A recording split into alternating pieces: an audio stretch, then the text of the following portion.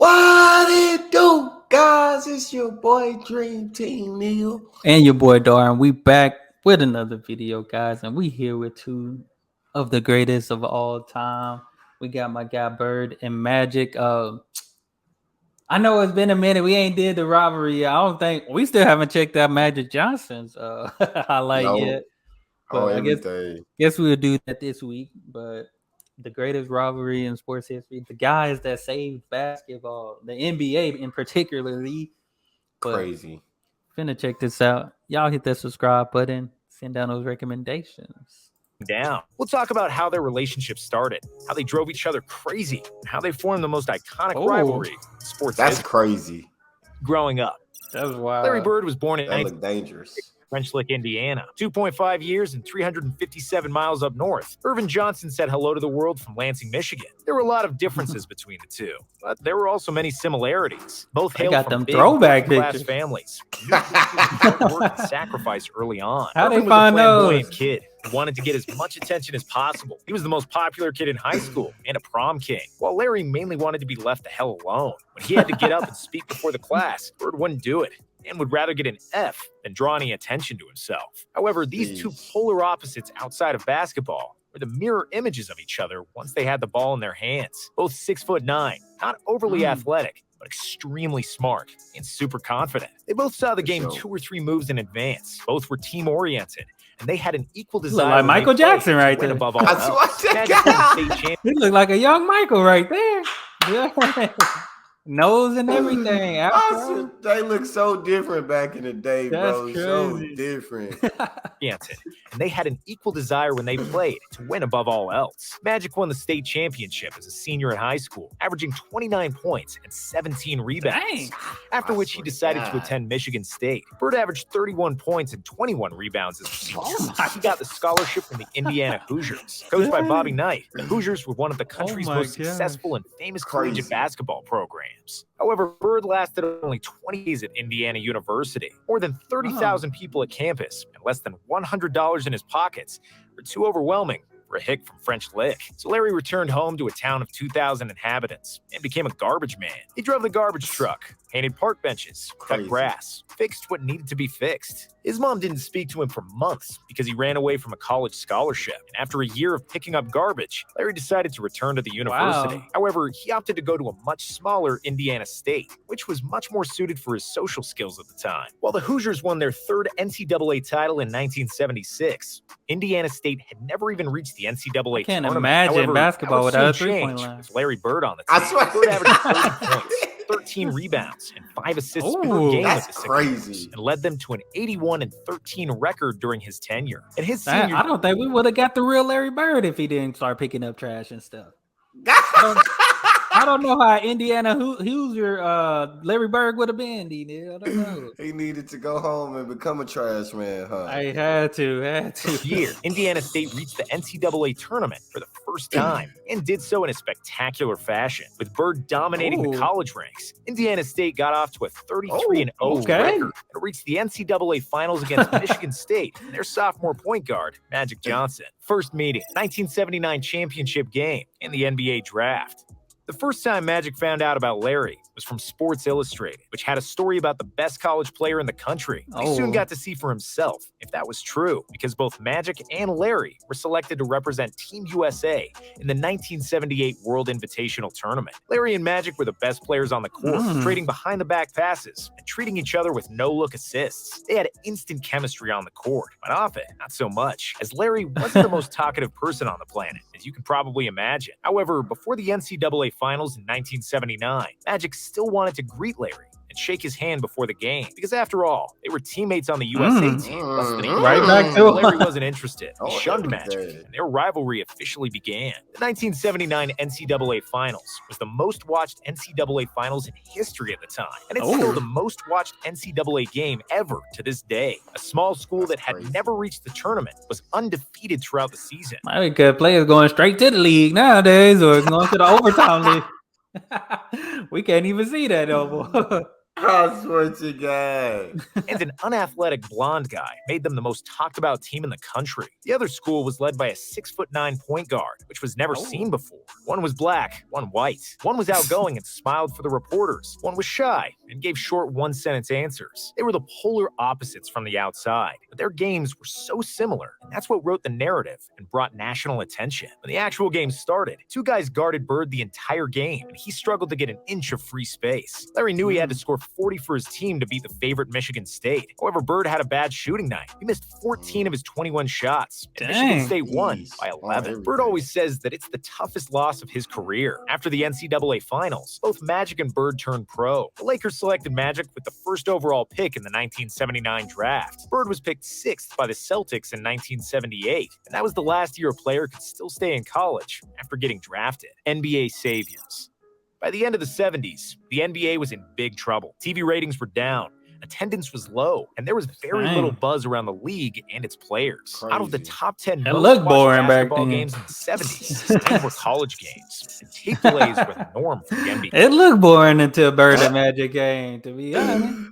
No entertainment. At all. Yay. Drugs were a big issue. The level of basketball wasn't that great, and fights between players happened on the regular. The overall image of the league was God terrible. dang. Sponsorships were hard to come by. God, The league Dr. J. collapsed by the end of the Oh, 70s. he threw 3 However, of them when back to Bird back and to Magic back. came to Boston, the NBA in his teammates taking too 1979, long they to brought get the in there. hype that surrounded them in college. They both made the All-Star team as rookies and transformed their teams into Wow. title contenders. The Celtics improved their win total by 32 games from the year before Bird, Dang. and finished first in the Eastern Conference. Magic's Lakers were first in the West, and the teams were destined to clash in the finals. But the Sixers spoiled another Bird and Magic duel. On the morning of the deciding Game 6 of the finals, the news came that Larry Bird won Rookie of the Year with 63 votes, compared to just 3 votes for the second-place Johnson. Magic was Dang. pissed, and he'd go on to pour 42 points and 15 rebounds in the deciding Game 6, Wow. bringing Los Angeles their first title after 8 He said, "I got years something and better." securing the Finals MVP every trophy. day. When he saw that Oh. Magic won another title, Bird was furious. And that's just who these guys were and how they behaved, envious of each other's accomplishments and maniacally driven to elevate their play. Whenever the season schedule came out, I would circle the 2 games with Boston. Those were the 2 games more important than the other 80, Magic Johnson said. I read the newspaper every day during the season. I was only interested in one thing. What numbers did Magic Johnson have last night? Said Larry Bird. In 1981, Bird won his maiden title with the Celtics. And in 1982, Magic won another one with the Lakers. After that, the league was essentially Bird and Magic,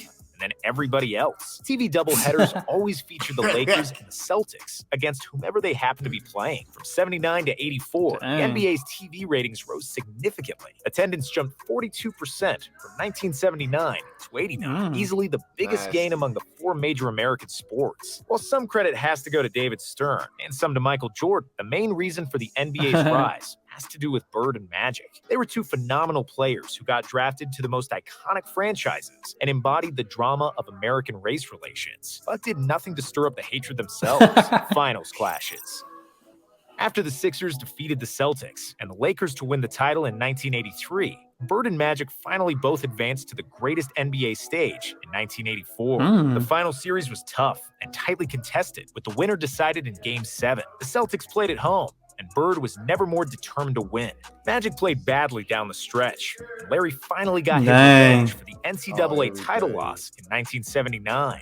Averaging 27 points and 14 rebounds, he was Oh named my the Finals gosh. MVP, while the media Going butchered crazy, Johnson bro. for his mistakes in the deciding moments. As a result, Magic was on a mission for the 1985 season and played the basketball of his life. The Celtics and the Lakers met in the finals again, and after a first game that finished 148 to 114 for Boston, it seemed like the Lakers didn't have it in them. Yeah. However, after a big bounce back from Kareem, Magic steered LA to victory in 6 games and their first title in 9 NBA finals. It's crazy to me because those numbers, we like, dang. Then you look at LeBron numbers and it's like, God dang. But somehow he's not the top player in the league for some reason. I'm just saying. Nah, yeah.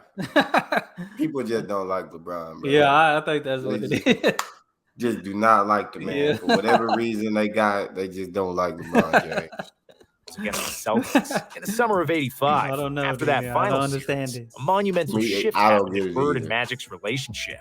They starred in a Converse commercial together, with Magic visiting French Lick and spending time in Larry's home with the entire Bird Not them family. For the Converse. first time ever, they talked and Definitely exchanged can't more than hoop for 2 nose sentences. now. After that, they struck a friendship, but their rivalry was as bitter as ever. The Celtics won the title in 1986 against the Rockets, and Bird won his 3rd consecutive MVP award. In 1987, the Lakers returned to the finals, again against Bird and the Celtics. In Game got 4, dunked that, Magic. Larry seemed to have scored a game winner, but Magic erased it God. with a spectacular hook shot with Such a 2 nice seconds hook. remaining. Kareem A was wide redemption for the open, but clutch such a misses nice in hook. 1984. Bird still had a good look for the win. I didn't even see Kareem open. Kareem, he could have just dropped it out to him, but Yeah. such a beautiful hook, man. Legendary. He said, I'm going to the record books with this one. I swear Missed a to God. jump shot at the buzzer, and the Lakers took a 3-1 series lead. Dang. Eventually won the series in 6. After the finals, Bird called Magic the best player he'd ever seen. Later years. As Magic soared and won another title in 1988, Bird was breaking down. He injured his back while chopping wood in French Lick in 1985. Oh. The injury worsened every season. He missed almost the entire 1989 season with a torn Achilles. When he Dang. came back, he needed nearly Don't 3 make hours sense. of preparation and spinal adjustments to play basketball. He was under enormous pain. That's It was when you hard know for it's him to over. walk. let Yeah, alone that- play. But being a Man, that back different, man. Cause when my back Yeah. sore, I can't do nothing. Oh, you need 3 hours of preparation, bro. It's time to go ahead. Yeah. Oh my. He probably could have retired a couple of years earlier than what he did. to be honest. Everything. Man, Oh, that's no fun. yeah, not at all, bro. He was a tough guy for sure. Yeah, tough. tough SOB that he Gotta was. give him props for Stuck that. around until 1992, For sure. even though he should have probably retired in 1988. Yes. Magic kept winning MVPs by the turn of the decade, and the Lakers kept making the NBA Finals. However, they couldn't defeat the Pistons in 1989 and the Bulls in 1991 to claim the title. Before the 1992 season had started, Magic received terrible news. He contracted HIV and subsequently retired from the NBA. Bird was in shock, and he immediately called Magic. Johnson confirmed that the news was true, and he later said that the call from Bird meant the world for him because he realized how much affection Larry really had for him, despite their rivalry. Larry said that he felt the same that day as on the day that his father passed away. And for the first time in his career, he didn't enjoy playing as much, with Magic not playing. But that wasn't the end. And Larry and Magic had their last hurrah. First, they played as opponents after Magic got an invite to play in the 1992 All-Star Game, which he dominated and won the MVP. And then later that year, they rode off into the sunset as teammates at the Barcelona Olympics. Because their NBA careers were over, their masks fell completely off. Bird and Magic became really good pals during their time with the Dream Team. Legacy.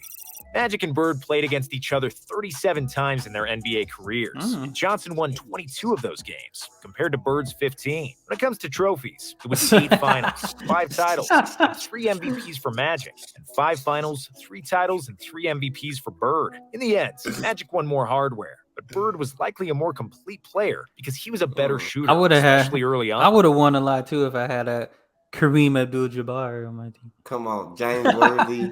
My boy had a squad. He had the upper hand with his squad. He really did. He had some killers. He was rolling with killers. Yeah. Both players worked extremely hard to outplay the other and were each other's biggest motivation. Their rivalry was the biggest storyline in the 80s, and it saved the NBA. They desperately needed saviors. In 2010, Larry and Magic wrote a book together, and in 2019, they got the NBA Lifetime Achievement Award together. Even though they are still polar opposites, Larry and Magic always seem to be intertwined and go together like peanut butter and jelly. Not PB&J. No, that's definitely this is one of those two guys. Like, you definitely got to appreciate these guys, man. For definitely sure. Definitely different. That saved the league, man.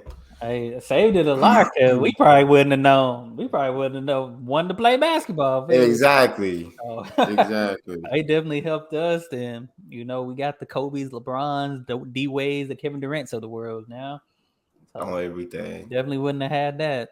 But hey, we definitely appreciate you guys. Always good to see Bird and Magic together. So, but For sure. hey, that's all we have for this video. Hit that subscribe button. Hey, send us more video suggestions. But we out of here.